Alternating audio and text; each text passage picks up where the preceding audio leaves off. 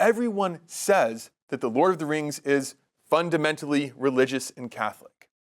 But I don't think there's been enough attention paid to what fundamentally religious and Catholic means.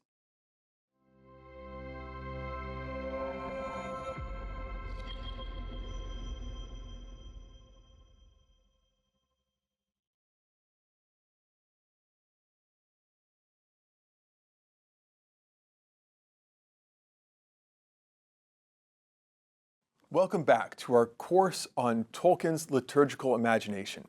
Now, before we launch into this first lecture, I'd like to say what I assume is probably true of many of you in the audience.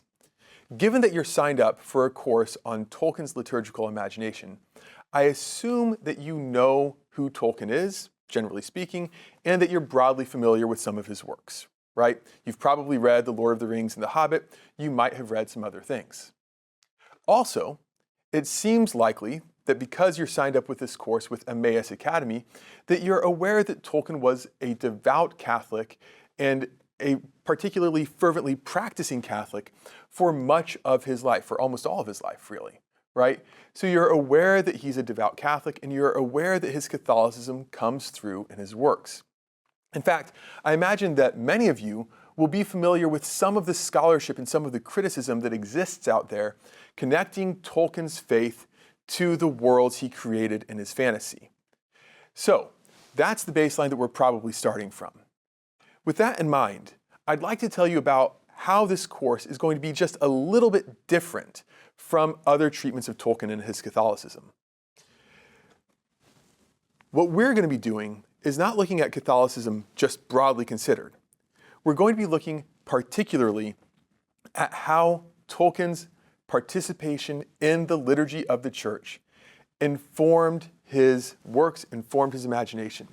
And there are a few reasons why I want to do this, and this is why we are going to be launching into this first lecture, which is why the liturgical imagination matters. In this lecture, we're going to do three big things. The first thing that I want to do is to consider how Catholicism works in Tolkien's world. That's our first big question. Second question is then, what do we mean when we talk about a liturgical imagination? Our third major goal will be to consider how the liturgical imagination can help us to unravel some of the thornier problems in Tolkien scholarship. So with that, let's begin. There's no better place to start a discussion of Tolkien and Catholicism than the most famous statement the professor made about the relationship of his faith and his work. Here's the backstory. It's 1953, and Tolkien has sent a partial draft of The Lord of the Rings to his Jesuit friend Rob Murray. Murray reads the draft and returns it with comments, and he's very excited about the work, and he draws particular attention to the compatibility between what Tolkien created and the Catholic faith.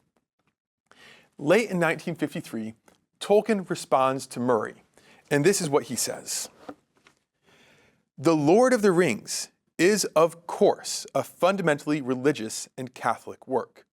Unconsciously so at first, but consciously in the revision.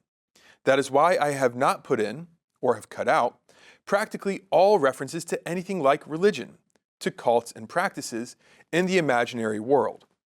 For the religious element is absorbed into the story and the symbolism. Like I said, this is a very, very famous passage. As far as I can tell, it's been quoted in every book-length study of Tolkien and Catholicism.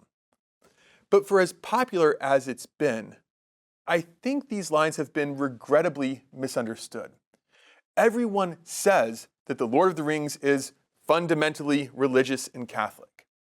But I don't think there's been enough attention paid to what fundamentally religious and Catholic means.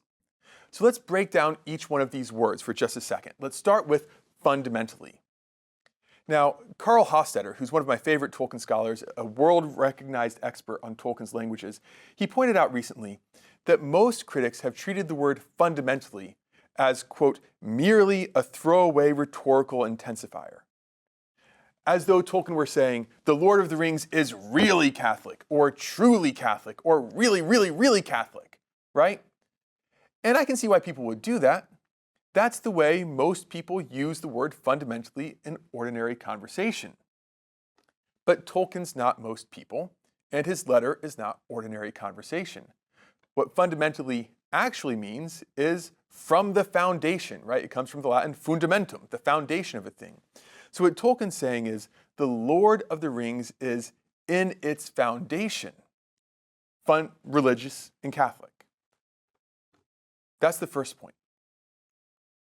If we look a little bit more closely at the letter, we'll see that this is absolutely what Tolkien meant. In the passage immediately preceding the famous quote, Tolkien dialogues with Rob Murray about the character of Galadriel and devotion to the Blessed Virgin Mary. He says this, "I know exactly what you mean by your reference to Our Lady, upon which all my own small perception of beauty, both in majesty and simplicity, is founded." All right? He said, my perception of beauty is founded on Our Lady. And then in the very next sentence, he says, the Lord of the Rings is fundamentally religious and Catholic.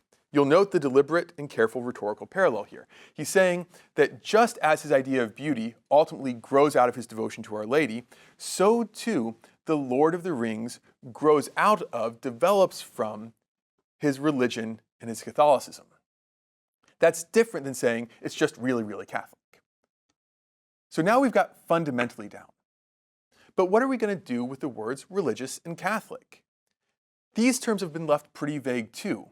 And because they've been left vague, they've been interpreted in really a bewildering number of ways. So people have read The Lord of the Rings as Thomistic, or Augustinian, or Newmanian, right? So it's Thomas or Augustine or Cardinal Newman. Or they've put it in dialogue with this Catholic intellectual revival, or Catholic humanism in the 20th century. I don't mean to knock these approaches. These are all valid approaches, and you can find reflexes of all these things in The Lord of the Rings. We've gained knowledge of Tolkien and his world by approaches like this. But even though religious and Catholic can contain Cardinal Newman and St. Augustine and St. Thomas and the Catholic literary revival and all these things, it can't be reduced to any one of them. So to be religious and Catholic, ultimately, what's that mean? I'd suggest that probably the best definition of it would be to be a liturgical Catholic, right? The liturgy is the public and ordered prayer of the church. Participation in this is what really defines Catholicism. This is what Pope Pius XI said, right? For Pius XI, the liturgy was, quote, the principal organ of the ordinary magisterium of the church, end quote. So the liturgy is what teaches us what the faith is. The liturgy is what forms the mind. But it doesn't just form the mind. It shapes the imagination as well. As Father Conrad Pepler, who's a contemporary of Tolkien, an English Dominican, fellow English Catholic, says, if the liturgical drama of the Mass has exercised its influence well, it will have stamped not only on the soul, but also on the bodily faculty of the imagination, the form of the victim of Calvary, which is there represented. Hence, at off moments, the imagination will be colored by the Mass drama and connect the passing sights and sounds of the day with that. So here's what Father Pepler is saying. If you've drunk deep from the liturgy, if you've been formed by the liturgy will stamp on your mind its own shape. When you go out into the daily life, you will interpret the things of your daily life, your relationships, your interactions, these odd events, in a liturgical fashion. When you exercise your imagination will operate according to liturgical patterns. That's the big claim. Now, if Pepler's right about this, if Pepler's right about the liturgical imagination, I can't think of a better candidate for a liturgical imagination than J.R.R. Tolkien. From childhood on, he was a daily Mass goer. He was a server. We'll talk more about this in a subsequent lecture. He had a deep and passionate devotion to the Eucharist. And this is, if you look at his writings, where his Catholicism is most clearly and most consistently expressed. It's not that he's an anti-intellectual, of course. He owns a copy of the Summa. He reads the Summa. It looks like he actually probably annotated his copy of the Summa. He's got dialogue with Catholic intellectuals of his own day. He knows Christopher Dawson. He reads Jacques Maritain's Introduction to Philosophy. He's engaged with the Catholic intellectual tradition, and I don't mean to say that he's not.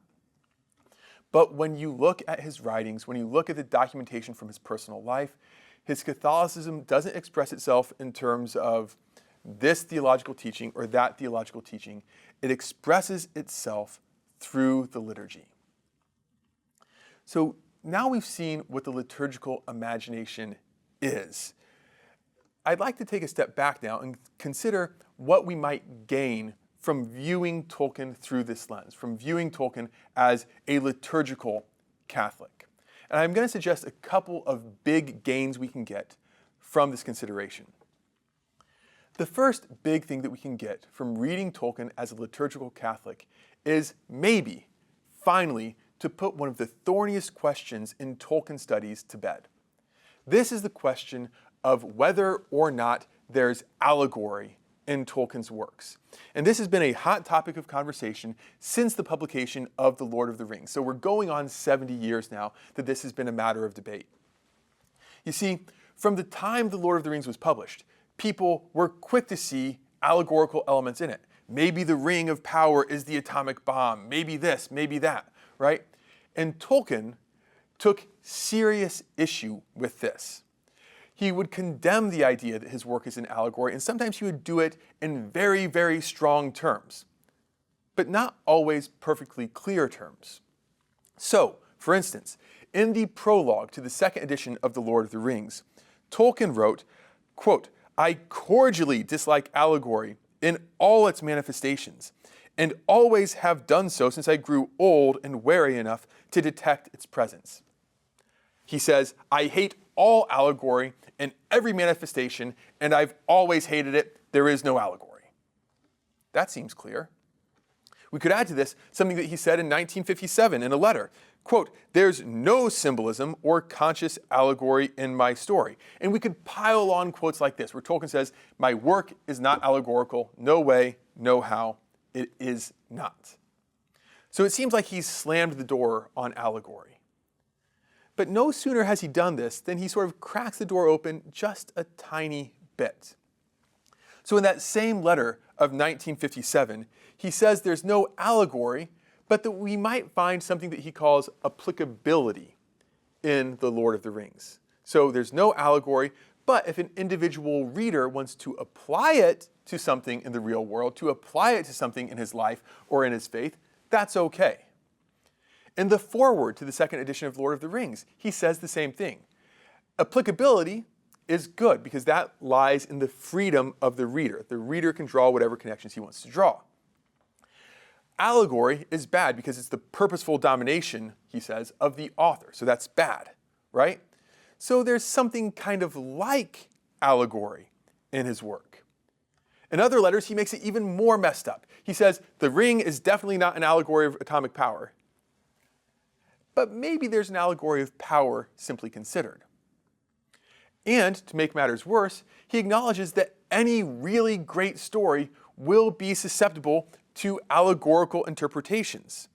The better and more closely woven a story is, the more easily can those so minded find allegory in it. So how can we summarize all this?